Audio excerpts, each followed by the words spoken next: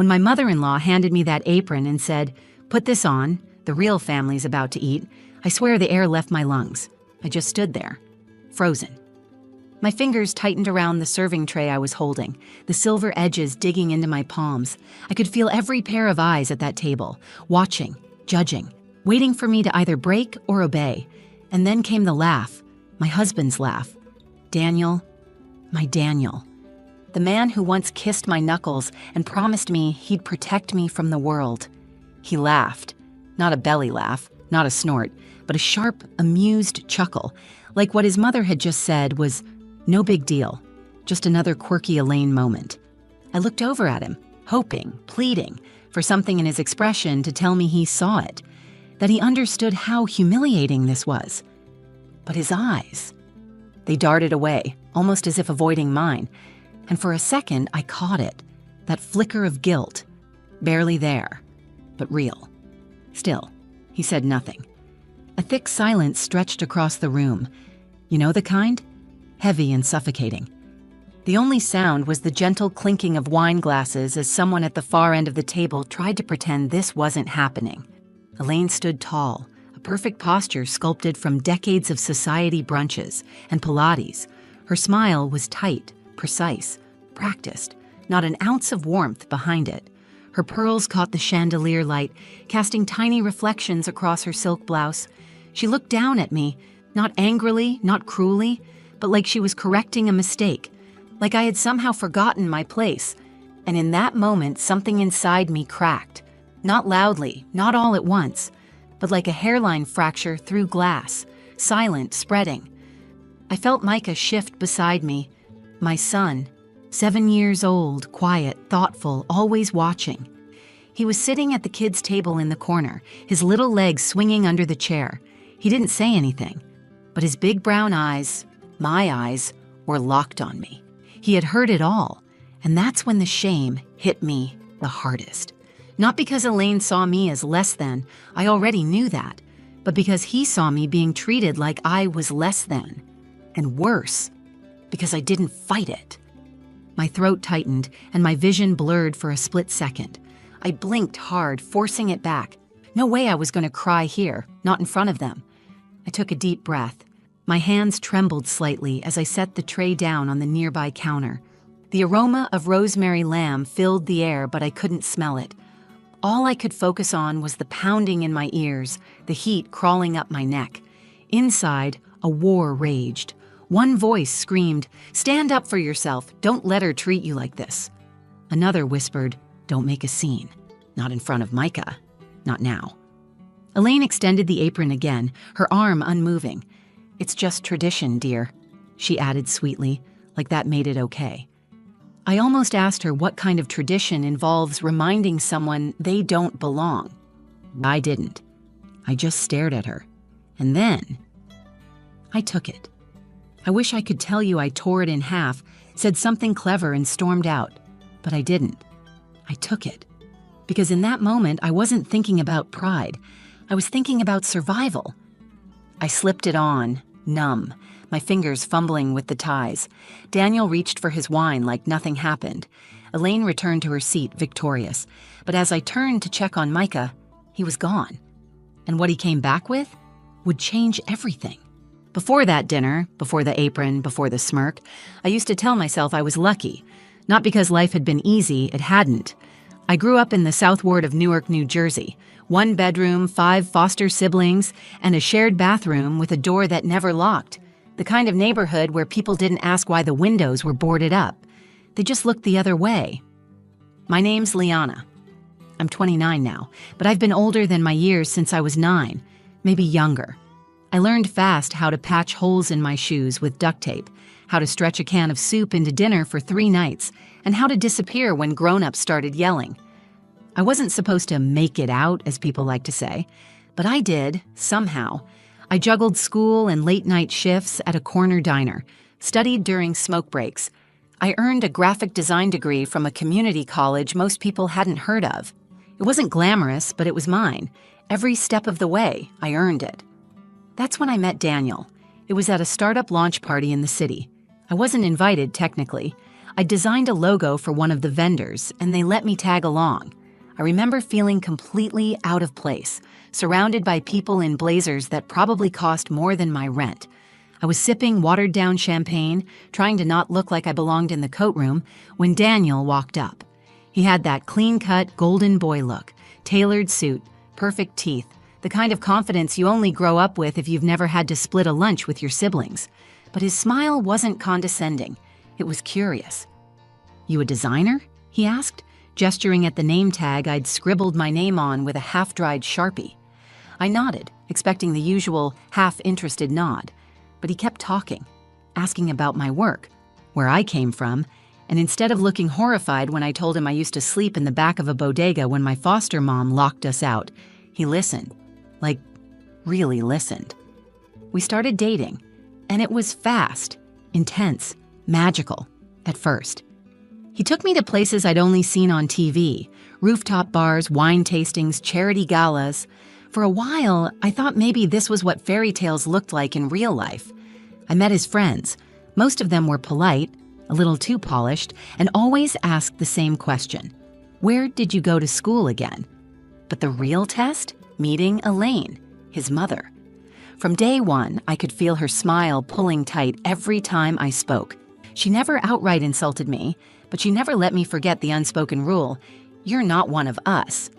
I remember the first dinner at her home, how she introduced me as Daniel's little designer friend to her guests. Not girlfriend, not partner, just a project. But Daniel would laugh it off. "That's just how my mom is," he'd say, slipping his hand into mine. "She'll come around." I wanted to believe him. I really did.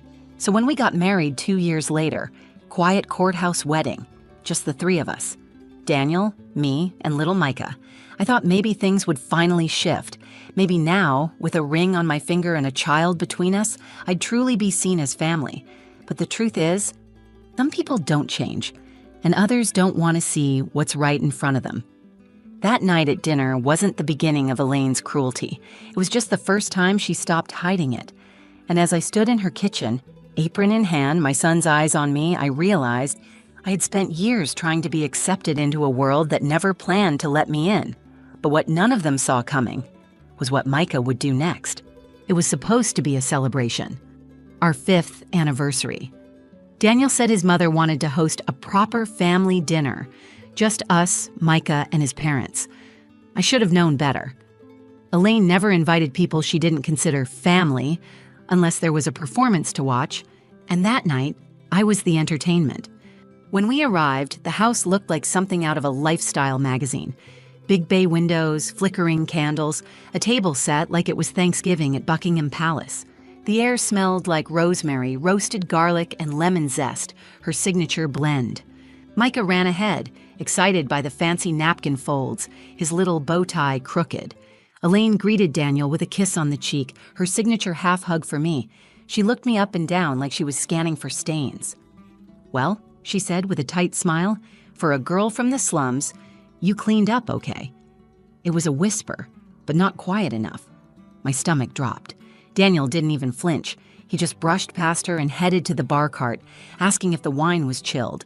I felt my cheeks flush, burning, hot, and heavy. I wanted to believe I'd misheard her, or that it was some twisted joke I wasn't in on. But the way she said it, the way her lips curved, not like a smile, but like a knife, there was no misunderstanding. Then came the apron. She held it out to me. Pristine white with lace trim and a tiny embroidered E. It probably hadn't touched a real kitchen in years. "Put this on, dear," she said. "The real family is about to eat." That word. Real. It stuck to my ribs like a bruise forming from the inside. I looked at Daniel again, searching his face for something, disapproval, discomfort, anything. But instead, he laughed. Not hard, just one of those casual chuckles, like she'd said something silly but harmless. Like this didn't matter. My heart twisted in my chest. Micah was standing by the sideboard, quietly watching. His tiny hand was gripping the edge of the tablecloth. He didn't say a word, but his eyes, those soft, dark eyes, followed every movement. I didn't want to ruin the night for him. He'd been so excited to wear his little fancy clothes. He loved his grandparents, even if Elaine only acknowledged him when she needed a photo op. So I took the apron. My fingers shook as I tied it around my waist. Every knot felt like I was wrapping myself in shame. Dinner was served. Elaine passed dishes down the table like a queen distributing favors. Daniel chatted about work, some new partnership he was proud of. I don't even remember what I said. I was on autopilot, smile, nod, serve. Then something strange happened. Micah excused himself quietly. No one noticed but me. He disappeared down the hallway. I kept waiting for him to come back, maybe from the bathroom or to grab one of his toy cars.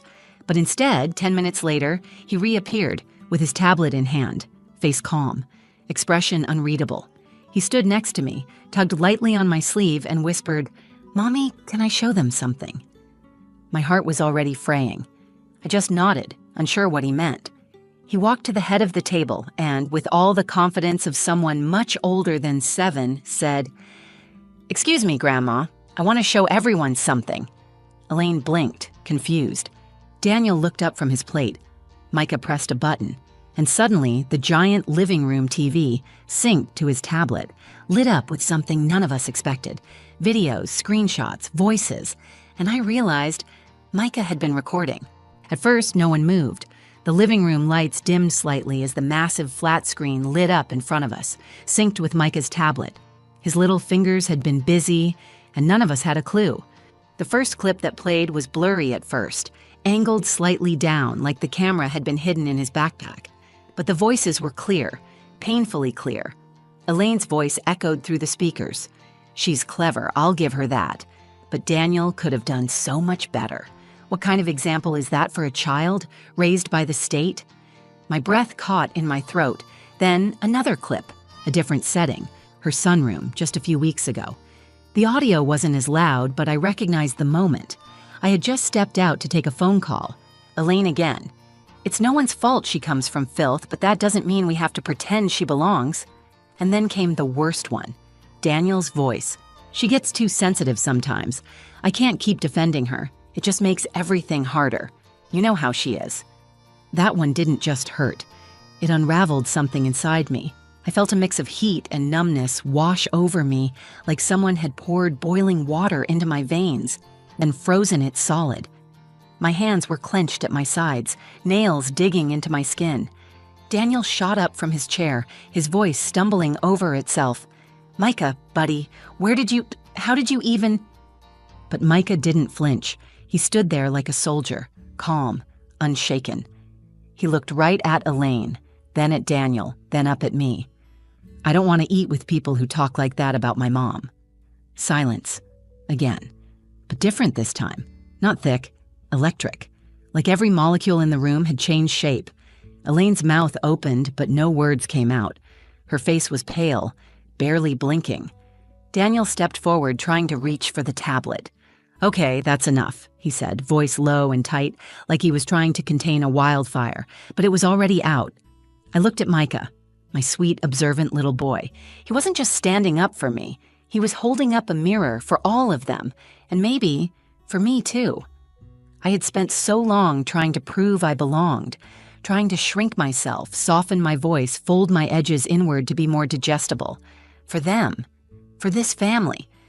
But Micah didn't care about their wine glasses or their cold smiles. He saw the truth, and he made them look at it too. I reached down and gently took the tablet from his hands. I pressed pause. The screen froze on Elaine mid-sentence, her expression caught in a sneer. I set it on the table. Then I untied the apron, slowly, deliberately. My fingers were steady this time. Elaine finally spoke, her voice brittle. "That was taken out of context." "No," I said, looking her dead in the eye. "It wasn't." I turned to Daniel next. He looked like a man unraveling, guilt and panic fighting for control. "I'm not angry you didn't defend me," I told him. "I'm angry you thought I wouldn't notice, that I'd just keep swallowing it, that our son would." He tried to respond, but I wasn't waiting anymore. I reached down, took Micah's hand, and said, "Let's go." And just like that, we walked out of that house. No shouting, no door slamming, just the quiet tap of Micah's dress shoes on marble tile and the sound of my own heart finally starting to beat again. We didn't say a word until we got to the car. Micah climbed into the back seat, his tablet resting quietly in his lap, and buckled himself in without being asked. The streetlights cast long golden shadows across his face. I looked at him through the rearview mirror and saw something I hadn't noticed before: strength. He wasn't scared. He wasn't confused. He looked calm, steady. Like he'd done what he had to do, and he was okay with it. I sat there in the driver's seat, fingers curled around the wheel, my heart pounding so loud it felt like a bass drum in my chest. My mouth was dry, my body was tense. But somewhere underneath all of that, there was something else rising: clarity.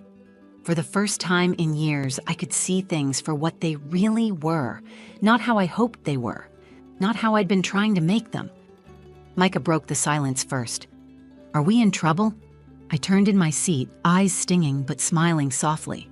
"No, baby, we're not in trouble. You were brave. You told the truth. That's never wrong." He nodded, looking out the window. "Grandma was mean to you all the time. I heard her. I didn't like it." My chest tightened. I reached back and touched his knee. I didn't like it either. We drove home in silence, just the hum of the tires on the road and the whisper of the heater warming the car. I kept glancing at him, his head slowly leaning against the window, eyes starting to close. My boy, my little protector. When we got inside our apartment, I tucked him into bed. He wrapped his arms around me tighter than usual. "I love you, Mom," he mumbled. "I love you more," I whispered, kissing his forehead. Once he was asleep, I sat on the couch, hands folded in my lap, staring at the dark TV screen in front of me. My reflection looked tired, but not broken. Then my phone buzzed. Daniel. Of course. Missed calls, voicemails, texts. "Liana, please, let's talk." I didn't know he recorded that. "She didn't mean it like that." "I'm sorry, I'll fix it." Fix it? How do you fix years of silence, of letting things slide, of watching the person you love become a stranger who laughs at your pain? I didn't respond. He called again. I let it ring. The truth was, something had shifted, and not just in Daniel or Elaine, in me. I thought walking out would feel like a failure, like I was giving up on the family I tried so hard to build, but instead, it felt like freedom, like I was finally choosing myself, choosing my son. The next morning, I woke up to an email from Elaine. One line. "You've made your point. I hope you're happy." No apology, no ownership, just control dressed up in passive aggression. I deleted it without blinking. Later that week, I started looking at new apartments. Smaller, simpler. Just mine and Micah's. We didn't need much, just peace, love, and space to be seen as equals. Daniel kept reaching out, and to be honest, I didn't shut the door, not yet. But I made it clear, this time if he wanted to be part of our lives, he'd have to do more than apologize. He'd have to change, show up, speak up. Every time. But whether he did or not, I wasn't waiting anymore. Micah had already shown me everything I needed to know. That night at the dinner table, he didn't just stand up for me. He reminded me who I am, and that I'm already enough. People always talk about the moment everything changes, like it's some dramatic explosion or a door slamming shut. But for me, change felt quiet, like something slowly unclenching inside my chest after years of being squeezed too tight. It didn't happen overnight. I didn't wake up the next morning with a new life. But I did wake up knowing the old one was no longer welcome. In the days that followed, I started unpacking pieces of myself I hadn't touched in years. Not just the version of me who worked 2 jobs and still made it to class, not the survivor, but the woman I was before I tried to shrink myself into Daniel's world, the one who knew what she wanted and what she'd never tolerate again. I made lists. I filled notebooks. I reached out to friends I'd drifted from, people who'd always seen me, not just as Daniel's wife or Elaine's disappointment, but as Liana, smart, creative, whole. Micah and I settled into a routine that felt real. He stopped asking about Grandma. He didn't mention the video again either. I think, in his mind, it was done. He saw something that didn't feel right and tried to make it right. That's it. There's a purity to kids, one I hope the world never strips away from him. Daniel came by a couple times, always carefully timed, after school, before bedtime, never unannounced. He apologized, more sincerely this time, said he was in therapy, that he was unpacking a lot of things he'd ignored for too long. I listened. I didn't promise anything. Love doesn't disappear just because someone fails you. But trust? That has to be rebuilt. Slowly, brick by brick. And I told him, if he wanted a future with us, he'd have to earn it this time. No more passing silence off as peace. Elaine never reached out again. And honestly, I didn't expect her to. People like her don't often believe they're the problem. But that's okay. I'm not waiting for her validation anymore. I used to think being part of a family meant being liked, being approved of, fitting into someone else's mold. But now, I know that family isn't who opens their doors for you. It's who stands beside you when you're hurting, who speaks up with you, not over you, who makes space, not conditions. Micah gave me that lesson without even knowing it. That dinner, that moment with the apron and the smirk and the humiliation, it used to live in my head like a scar. But now, it's a turning point. It's the moment I stopped trying to be good enough for people who couldn't see my worth. Now, when I look in the mirror, I see her again. The girl from Newark who never had much, but knew how to build, how to survive, how to rise. I see a mother raising a boy who speaks truth without fear, a woman who stopped apologizing for being exactly who she is. If you're watching this and you've ever felt small in someone else's world, if you've ever swallowed your voice, your pride, your truth just to keep the peace, I want you to know something. You don't need their approval. You don't need to keep shrinking just to fit in. You are already enough. And if no one around you sees it, then it's time to build a life with people who do. Because the moment you choose yourself, your peace, your dignity, your voice, that's when everything really starts to change. That's when you come home to yourself. And if this story touched you in any way, if you saw even a piece of yourself in it, I'd love to hear from you. Drop a comment below. Tell me your story. Or just say hi, because no one should ever feel like they're going through this alone. If you found strength or comfort in this video, go ahead and give it a like and share it with someone who might need it too. It really helps more than you know. And if you want to hear more true stories like this, stories about real life, real people, and real turning points, hit that subscribe button and tap the bell so you never miss a new one. Thanks for being here. You matter. I see you.